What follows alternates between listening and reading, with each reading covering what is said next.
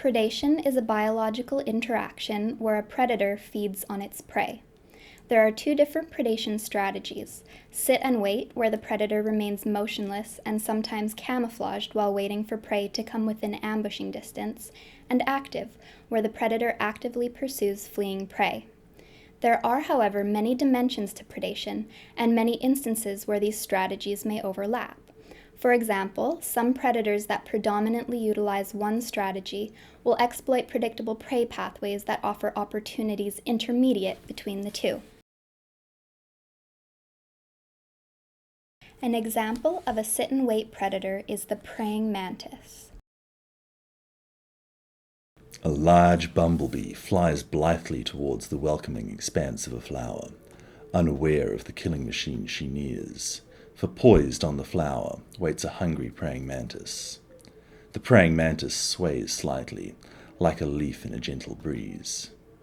Upon spotting the approaching bumblebee, she waits patiently for the opportune moment to make her attack. The bumblebee lands on a petal and unknowingly crawls within reaching distance of the mantis. The mantis prepares to make her move. The end of her green abdomen curls up for balance. Her forearms are cocked, ironically indicating prayer. She leans towards the bumblebee, and further still. Suddenly she strikes, too fast for the eye to follow, and she's got him. She pinces her hapless prey between the segments of her raptorial legs, pinning the squirming bumblebee, then consumes her meal delicately.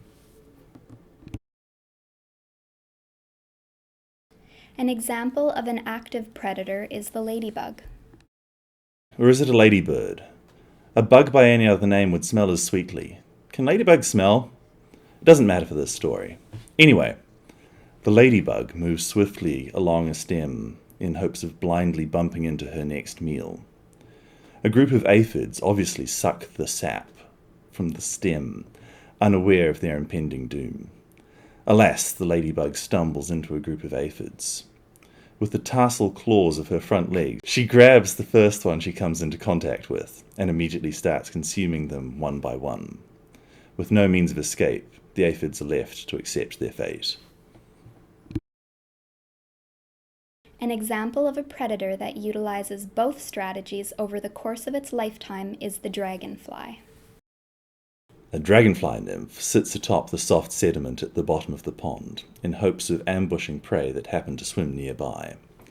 A backswimmer swims idly along, spinning and looping like a drunk acrobat.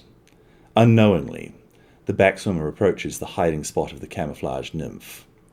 Before the backswimmer can register the movement, the nymph lunges with amazing speed, its labium extended to catch the unfortunate prey. Upon grasping the backswimmer, the nymph retracts its labium and brings the struggling creature to its mouth, where it is then consumed. An adult dragonfly is out on an adventure, flying on an epic quest to spot his next meal. His large eyes allow him to scan his entire surroundings and hone in on the slightest movement of potential prey. Upon spotting a fly, within milliseconds, the dragonfly calculates his angle of approach and, like a horror movie monster, swoops in with astounding maneuverability, pulling the unsuspecting fly right into his clutches. Now that the dragonfly has obtained his meal, he perches on a nearby branch to consume his prey. While active predators use a detection and pursuit phase in order to obtain their prey, sit-and-wait predators use stealth and concealment to capture prey. While the two patterns of predation are not mutually exclusive, morphological differences in body plan and metabolic needs can create a bias in a species to favor one type of predation over the other. In species that undergo hemi or full metamorphosis during their life cycle, their hunting strategy may be required to change in order to accommodate for new morphological features and a potential change in habitat.